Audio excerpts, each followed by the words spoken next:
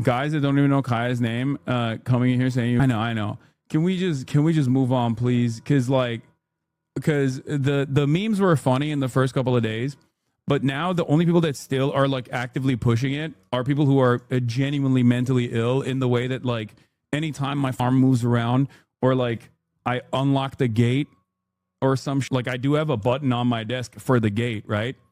And I unlock the gate, and obviously if you have a dog, you know this already, when they hear that the gate is unlocked, they perk up. They're like, oh my God, he shocked her again.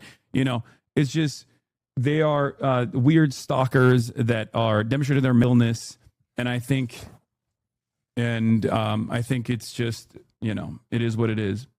Bro, they are narrating your dog absolutely schizos. Yeah, it's cop brain. This is going to be a post on its own again. I know. Anytime I bring anything up, anytime I even address this, like, people go nutty over it. So I feel like I am giving it too much energy, I know, but like chatters also are like, oh, this happened, that happened, whatever. Yeah. In any case,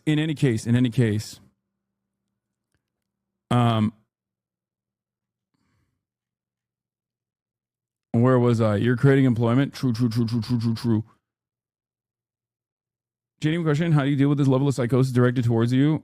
I don't know. I'm stuck. There are moments in a man's life when the world outside his window appears less like a community of fellow travelers and more like a shifting mass of eyes, waiting to scrutinize the next small gesture of his existence. It happens slowly at first, the way dawn slips across a sleeping city, touching brick and shadow without ever announcing itself. And then suddenly, it is everywhere, an omnipresent chorus of observers, commentators, and unseen narrators convinced that they have the right to divine meaning from the smallest movement of a stranger's life.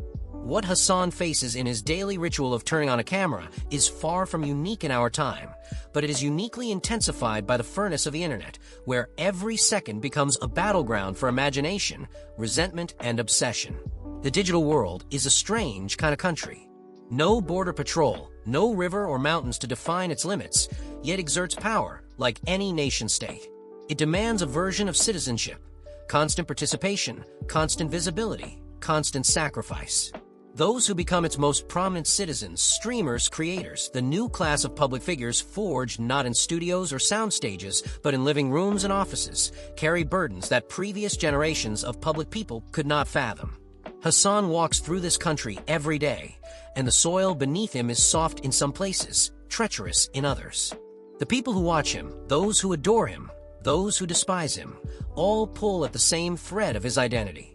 Among these citizens are the ones who do not see him as a man at all, but as a symbol, a walking, talking embodiment of their own projections.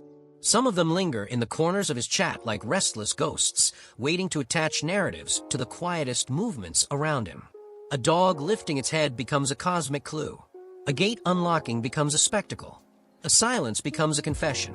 These are the watchers who have lost the ability to distinguish between reality and their own fevered interpretations.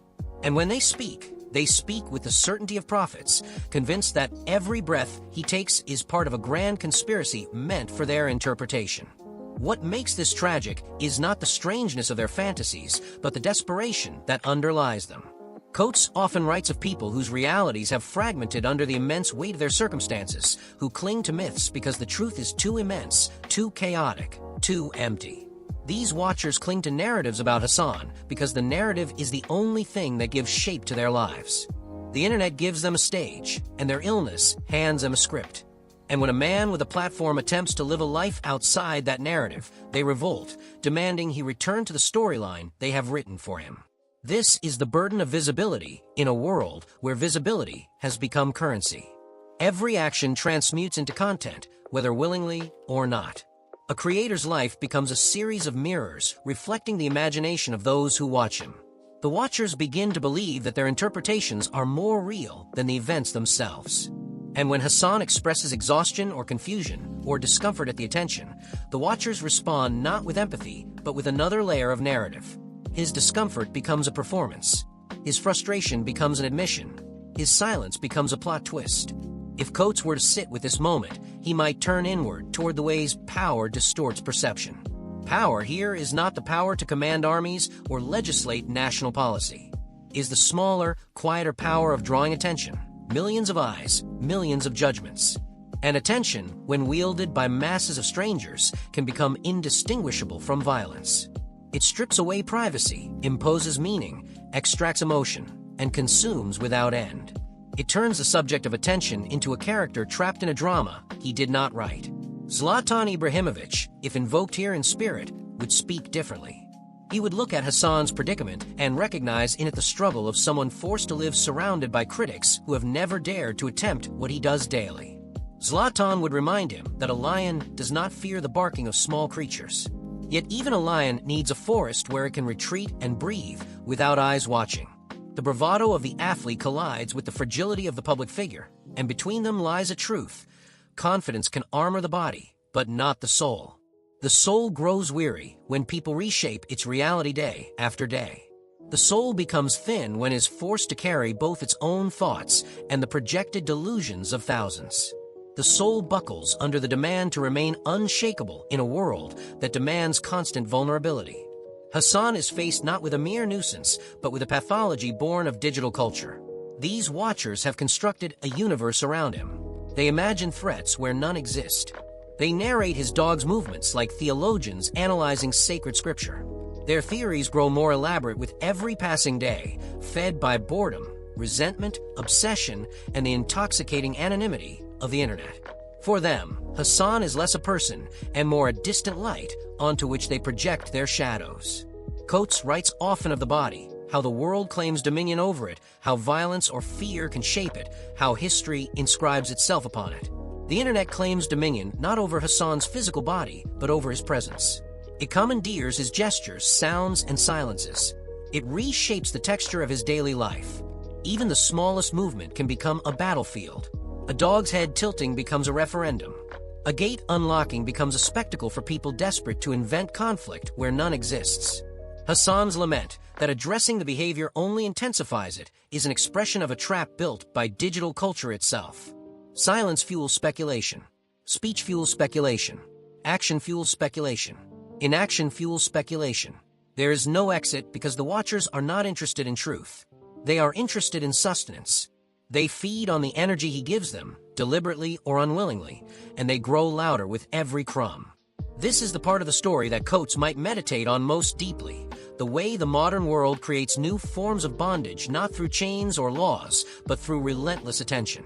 Fame becomes a cage with invisible bars, and the key is held not by corporations or governments, but by countless individuals who believe they have a right to the emotional labor of a stranger.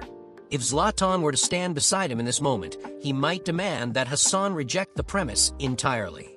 He might insist that a man cannot be owned by the fantasies of the unwell. He would say to stride forward unbothered. But even Zlatan, in his fiercest conviction, would know that there are limits to willpower. A man can declare himself invincible, and yet feel the tremors of exhaustion behind closed doors. The exhaustion Hassan voices is more than annoyance. It is the fatigue of someone who has become the focal point of instability in others. It is the fatigue of someone whose every word becomes a spark in the tinderbox of another person's fractured mind. It is the fatigue of someone who must navigate both genuine adoration and distorted obsession simultaneously.